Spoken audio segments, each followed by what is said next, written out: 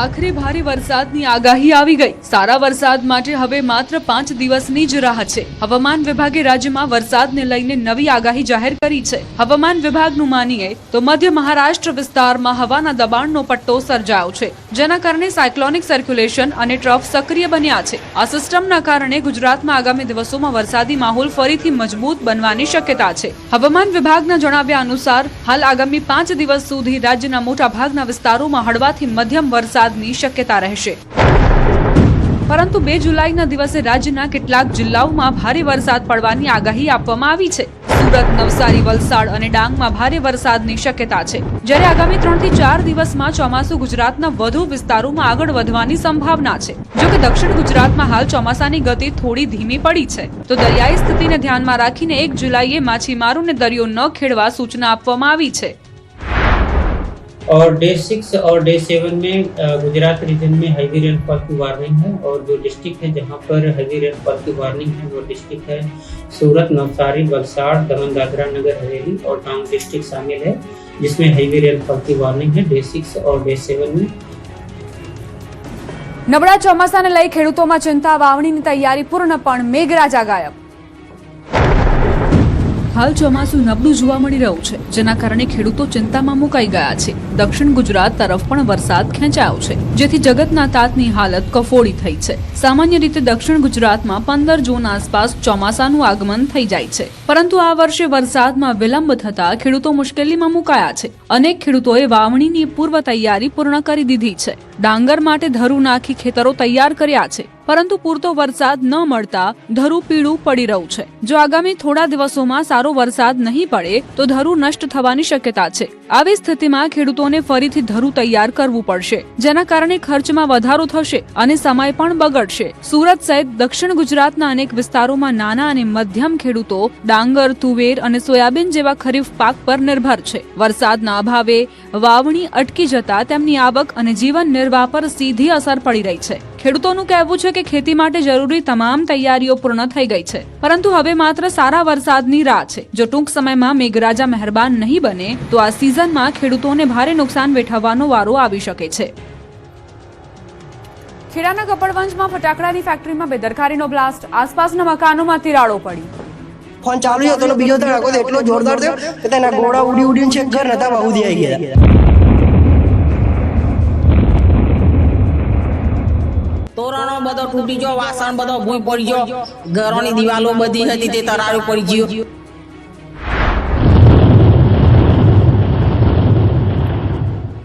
ખેડાના કપડવંજમાં થયેલા પ્રચંડ વિસ્ફોટની ઘટનાના આ સાક્ષી છે। વિસ્ફોટ એટલો જોરદાર હતો કે આસપાસના લોકો ડરી ગયા છે। કેટલાય લોકોના ઘરની દિવાલોમાં તિરાડ પડી ગઈ હોવાનો પણ દાવો છે।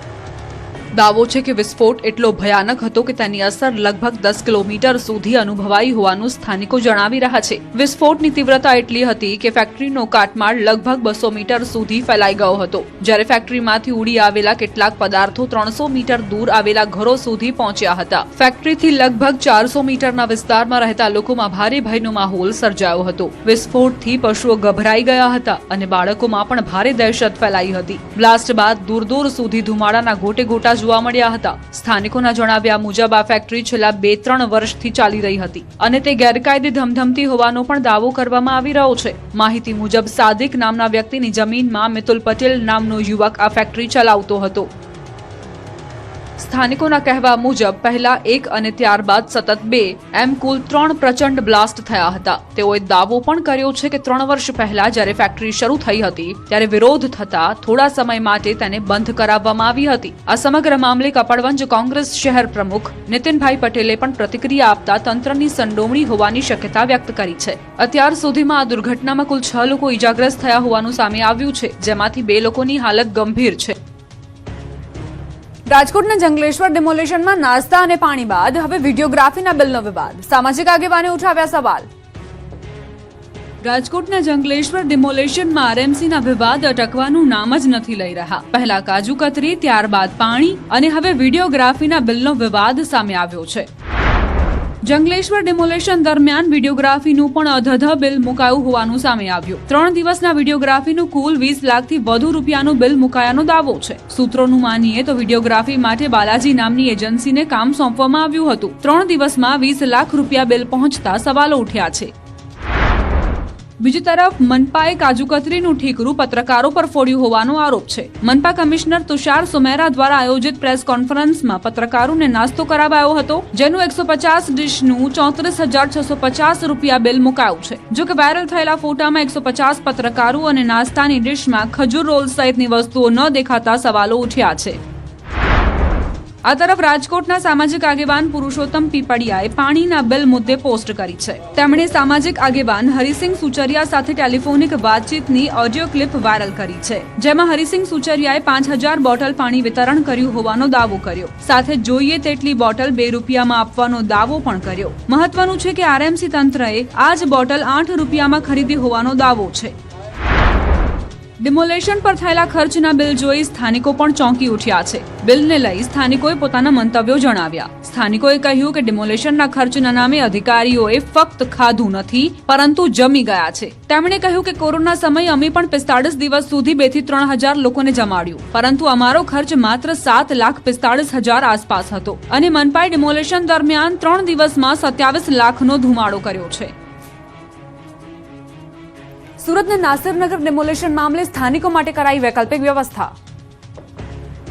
સુરતના નાસિરનગર ડિમોલેશન મામલે હાઈકોર્ટે સ્થાનિકો માટે વૈકલ્પિક વ્યવસ્થા કરવાનો આદેશ આપ્યો છે. હાઈકોર્ટની ટકોર બાદ સ્થાનિકો માટે વૈકલ્પિક વ્યવસ્થા કરવા તંત્ર હરકતમાં આવ્યું છે. નાસિરનગરના અસરગ્રસ્તોને હંગામી ધોરણે ભરીમાતા કમ્યુનિટી હોલમાં રાખવામાં આવશે. કમ્યુનિટી હોલમાં વીજળી, પાણી, પંખા, લાઇટ અને શૌચાલય સહિતની પ્રાથમિક સુવિધાઓ ઉપલબ્ધ કરાવાશે. Central zone incharge assistant municipal commissioner D પટેલે આ આદેશ આપ્યો છે. વૈકલ્પિક વ્યવસ્થા થઈ જતા હવે સ્થાનિકોએ રાહતનો શ્વાસ લીધો છે. મહત્વનું છે કે નાસિરનગર ડિમોલેશન મામલે હાઈકોર્ટે તંત્રને વેધક સવાલો પૂછ્યા હતા, જેનો જવાબ સોમવાર સુધીમાં રજૂ કરવા પણ હાઈકોર્ટે આદેશ આપ્યો છે. હાઈકોર્ટે સવાલ કર્યો છે કે ડિમોલેશન મનપા દ્વારા કરવામાં આવ્યું છે કે નહીં, અને 100 થી વધુ મકાનો પાડવા મુદ્દે કમિશનરને ફરિયાદ કરવામાં આવી છતાં એફઆઈઆર દાખલ કેમ નથી થઈ. સૌની નજર હવે સુરત મહાનગરપાલિકા તંત્રના જવાબ પર છે. રાજ્યમાં ફરી રફતારના રાક્ષસો બેફામ, અકસ્માત સીસીટીવીમાં કેદ. રાજ્યમાં ફરી એકવાર રફતારના રાક્ષસો બેફામ બન્યા છે. રાજ્યના અલગ અલગ શહેરોમાંથી રફતારનો આતંક સામે આવ્યો. ક્યાંક ડમ્પર તો ક્યાંક કાર કાળ બનીને રસ્તા પર ઉતરી. જુઓ આ દ્રશ્યો, જેમાં 2 કાર વચ્ચે જોરદાર ટક્કર થાય છે. દ્રશ્યો અમદાવાદના છે. અહીં શેલા તરફ જતા યોગ સર્કલ પાસે અકસ્માત સર્જાયો, જેમાં 3 થી વધુ લોકો ઈજાગ્રસ્ત થયા. સીસીટીવી ફૂટેજમાં જોઈ શકાય છે કે 4 રસ્તા પરથી એક સફેદ રંગની કાર પસાર થઈ રહી છે, ત્યારે જે કાળા રંગની કાર અન્ય રસ્તા પરથી પૂરપાટ ઝડપે આવે છે અને બંને કાર વચ્ચે જોરદાર ટક્કર થઈ જાય છે. દુર્ઘટના એટલી ગંભીર હતી કે કારના ફૂરચે ફૂરચા ઉડી ગયા. સમગ્ર મામલે પોલીસે વધુ તપાસ શરૂ કરી છે. આ તરફ દ્વારકા પોરબંદર હાઈવે પર અકસ્માતના લાઈવ દ્રશ્યો સીસીટીવીમાં કેદ થયા છે, જેમાં હાઈવે પર પૂર ઝડપે દોડી રહેલી કારે અચાનક રોડ પર આવેલી ગાયને મારી હતી ટક્કર. ટક્કર એટલી ભયાનક હતી કે ગાય ફંગોળાઈ ગઈ હતી. અકસ્માત બાદ કાર ચાલકે વાહન રોકીને મદદ કરવાની જગ્યાએ કાર ભગાડવાનો પ્રયાસ કર્યો, પરંતુ થોડા આગળ જતા જ હાઈવે પર આવેલા મિયાણી ચેકપોસ્ટ નજીક કાર બેરિકેડ સાથે અથડાઈ હતી, જેમાં કાર ચાલકને પણ ઈજા પહોંચી હતી. ઘટનાને લઈને સ્થાનિકોમાં ભારે રોષ જોવા મળી રહ્યો છે. અકસ્માતમાં માતા પિતાએ ગુમાવી ફૂલ જેવી બાળકીઓ. સુરત અને રાજકોટમાં રફતારના રાક્ષસોએ માસૂમ બાળકીઓનો ભોગ લીધો. સુરતમાં ડમ્પર માતેલા સાંઢની જેમ બાળકી પર ફરી વળ્યું, જ્યારે રાજકોટમાં કાર ચાલકે બાળકીનો ભોગ લીધો. સુરત શહેરના ભેસ્તાન વિસ્તારમાંથી પણ હૃદયદ્રાવક ઘટના સામે આવી. અહીં બેફામ ડમ્પરે મોપેડને અડફેટે લેતા 22 વર્ષીય મહિલા અને તેની માત્ર 3 વર્ષની માસૂમ દીકરીનું ઘટના સ્થળે જ કરુણ મોત નીપજ્યું. પ્રાથમિક માહિતી મુજબ મહિલા પોતાની દીકરી સાથે મોપેડ પર ડિંડોલી આવાસ તરફ જઈ રહ્યા હતા, ત્યારે પાછળથી આવેલા ડમ્પરે ટક્કર મારી હતી. અકસ્માત એટલો ગંભીર હતો કે બંનેના ઘટના સ્થળે જ મોત થયા. પોલીસે ડમ્પર ચાલકની અટકાયત કરીને તેની સામે કાયદેસરની કાર્યવાહી શરૂ કરી છે. અકસ્માત કેવી રીતે સર્જાયો અને તેમાં બેદરકારીનું ચોક્કસ કારણ શું હતું તે અંગે ભેસ્તાન પોલીસ વધુ તપાસ કરી રહી છે. આ કરુણ ઘટનાએ એક જ ક્ષણમાં માતા અને માસૂમ દીકરીનો જીવ લઈ લીધો છે, જેના કારણે પરિવાર પર આભ ફાટી પડ્યું છે. સમગ્ર વિસ્તારમાં શોકનું વાતાવરણ છવાઈ ગયું છે. આ ઘટના બાદ હવે રફતારના રાક્ષસો પર બ્રેક લગાવવા માંગ ઉઠી છે. આ તરફ રાજકોટમાં એક સગીરે ફૂલ જેવી 2 બાળકીને કચડી નાખી, જેમાં 4 વર્ષીય એક બાળકીનું મોત થયું, જ્યારે અન્ય બાળકીને ગંભીર ઈજા પહોંચી. શહેરના કુવાડવા રોડ વિસ્તાર પાસે ચામુંડા સોસાયટીના મેદાનમાં બાળકીઓ રમી રહી હતી. દરમિયાન સગીરે સ્ટેરિંગ પરથી કાબુ ગુમાવતા બાળકી કારની અડફેટે આવી ગઈ. મૃતક બાળકીના પિતાએ નોંધાવેલી ફરિયાદમાં આરોપ મૂક્યો છે કે કાર ચાલકે ગફલત ભરી અને બેદરકારીપૂર્વક કાર ચલાવી અકસ્માત સર્જ્યો હતો, જેના કારણે તેમની પુત્રીનું મોત થયું છે. પોલીસે ફરિયાદના આધારે તપાસ શરૂ કરી છે. રાજ્યમાં 4 પગનો આતંક પણ યથાવત. ક્યાંક શ્વાને બચકા ભર્યા, ક્યાંક આખલાએ રોક્યો રસ્તો. રાજ્યમાં રખડતા શ્વાન અને આખલાઓનો આતંક સતત વધી રહ્યો છે. દ્વારકાથી લઈને અરવલ્લી અને રાજકોટ સુધી લોકોના જીવ જોખમમાં મુકાઈ રહ્યા છે. ક્યાંક હડકાયા શ્વાને એક સાથે 4 લોકોને બચકા ભર્યા, તો ક્યાંક આખલાઓની લડાઈથી બજારમાં અફરાતફરી મચી ગઈ. બીજી તરફ રાજકોટના જેતપુરમાં તો ઘર પાસે સૂતેલા 3 વર્ષના માસૂમ પર શ્વાને હુમલો કર્યો. સૌપ્રથમ વાત દ્વારકાના ખંભાળિયાની, જ્યાં હડકાયા શ્વાને જી સોસાયટી અને ધરાનગર સહિતના વિસ્તારોમાં આતંક મચાવ્યો. સમગ્ર ઘટનાના સીસીટીવી દ્રશ્યો પણ સામે આવ્યા છે, જેમાં શ્વાનનો હુમલો સ્પષ્ટ જોઈ શકાય છે. એક વૃદ્ધ સાથે બાળક જઈ રહ્યું છે, તેના પર શ્વાન હુમલો કરે છે. વૃદ્ધ બાળકને બચાવવા પૂરેપૂરું જોર લગાવી દે છે. શ્વાનના ભસવાનો અવાજ આવતા આસપાસના લોકો મદદે દોડી આવે છે. આ હડકાયા શ્વાને 4 લોકોને હોસ્પિટલ પહોંચાડી દીધા હતા. તો બીજી તરફ અરવલ્લીના ભિલોડા બજારમાં 2 આખલાઓ વચ્ચે થયેલી લડાઈએ ભારે દોડધામ મચાવી. રસ્તા પર સામસામે આવી ગયેલા આખલાઓએ બજારમાં અફરાતફરી સર્જી હતી. વાહન ચાલકો અને રાહદારીઓ જીવ બચાવવા દોડ્યા હતા, જ્યારે વેપારીઓમાં પણ ભયનો માહોલ જોવા મળ્યો હતો. જ્યારે રાજકોટ જિલ્લાના જેતપુરના નવાગઢ વિસ્તારમાં વધુ એક ચોંકાવનારી ઘટના સામે આવી છે. ઘર પાસે ખાટલા પર સૂતેલા 3 વર્ષના બાળક પર રખડતા શ્વાને હુમલો કરી તેને ઢસડી જવાનો પ્રયાસ કર્યો હતો. માતા પિતાએ સમયસર દોડી જઈ બાળકને બચાવ્યું, પરંતુ બાળકને ગંભીર ઈજાઓ પહોંચતા સારવાર માટે હોસ્પિટલમાં ખસેડવામાં આવ્યો છે. રાજ્યના અનેક શહેરોમાં રખડતા શ્વાન અને ઢોરનો વધતો આતંક હવે સામાન્ય લોકો માટે મોટો ખતરો બની રહ્યો છે. સ્થાનિકો પાલિકા અને તંત્ર પાસે તાત્કાલિક કાર્યવાહી કરીને રખડતા પશુઓ અને શ્વાનોને પકડવાની માંગ કરી રહ્યા છે. જસદણમાં હડકાયા શ્વાનો આતંક સામે આવ્યો. એક વ્યક્તિ પર 2 શ્વાને હુમલો કર્યો. છત્રી બજારમાં શ્વાન તૂટી પડ્યા. 10 જગ્યાએ શ્વાને બચકા ભર્યા. 15 દિવસથી હડકાયા શ્વાનો આતંક યથાવત છે. અનેક લોકો પર શ્વાને હુમલા કર્યા છે. શ્વાનના ડરથી બાળકો ઘરની બહાર નથી નીકળી રહ્યા. 3 થી 4 શ્વાને પકડી પાડવા માટે માંગ ઉઠી છે. ગીરના સિંહો માનવ લોહીના કેમ બન્યા તરસ્યા. વન્ય જીવ નિષ્ણાંતોએ કર્યો અભ્યાસ. અમરેલીના ખાંભા અને રાજુલા તથા ભાવનગરના મહુવા વિસ્તારમાં અલગ અલગ 3 કિસ્સામાં માનવ પર સિંહે જે રીતે છુપાઈને હુમલો કર્યો છે અને શિકાર કરવાનો પ્રયાસ કર્યો, તે ઘટનાએ રાજ્ય સરકાર અને વન વિભાગને ચિંતામાં મૂકી દીધા છે. 3 ઘટનામાં માનવ પર જે રીતે છુપાઈને હુમલો કરાયો છે, તે જોઈને વન વિભાગ એ દિશામાં તપાસ કરી રહ્યું છે કે સિંહના વર્તનમાં કોઈ અસામાન્ય ફેરફાર થયો છે કે કેમ.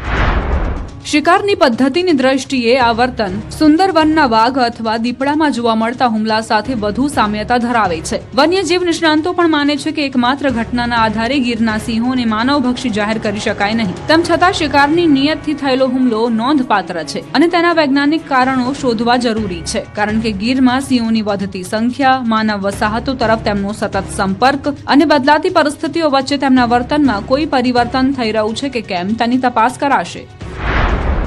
આ તરફ અમરેલીના ખાંભાના ચતુરી ગામ આસપાસથી વધુ 3 સિંહને પાંજરે પૂરવામાં આવ્યા છે. ઘટનાના પ્રથમ દિવસે પણ 5 સિંહને પાંજરે પૂર્યા હતા. આમ અત્યાર સુધીમાં આ વિસ્તારમાંથી કુલ 8 સિંહને વન વિભાગે પાંજરામાં કેદ કર્યા છે. દાવો છે કે પકડાયેલ એક સિંહની ઉલટીમાંથી બાળકના અવશેષો મળ્યા છે. અન્ય પકડાયેલ સિંહોના પણ સેમ્પલ લઈ તપાસ માટે મોકલવામાં આવ્યા છે. બીજી તરફ અમરેલીમાં એક જ દિવસમાં 3 સિંહ બાળના મોત મામલે વન વિભાગ દોડતું થયું છે. દલખાણીયા ગામના રેવન્યુ વિસ્તારમાંથી સિંહ બાળના મૃતદેહ મળી આવ્યા હતા. રેવન્યુ વિસ્તારમાં સિંહ બાળનો મૃતદેહ કોઈ ફેંકી ગયું હોવાની પણ આશંકા છે. દલખાણીયા રેન્જના આરએફઓએ ઘટના છુપાવવાનો પ્રયાસ કર્યો હોવાની ચર્ચા છે. અમરેલીના રાજુલાના કુવાયા ગામે યુવાનને ફાડી ખાનારા 4 સિંહોને આજીવન કેદની સજા ફટકારાઈ. માનવ લોહી ચાખી જનારા આદમખોરોને આજીવન સક્કરબાગ ઝૂમાં રાખવામાં આવશે. 4 સિંહોએ માનવ માંસ આરોગ્ય હોવાનો રિપોર્ટમાં ખુલાસો થયો છે. માનવ માંસ ખાવા બદલ સિંહોને સજા ફટકારવામાં આવી છે.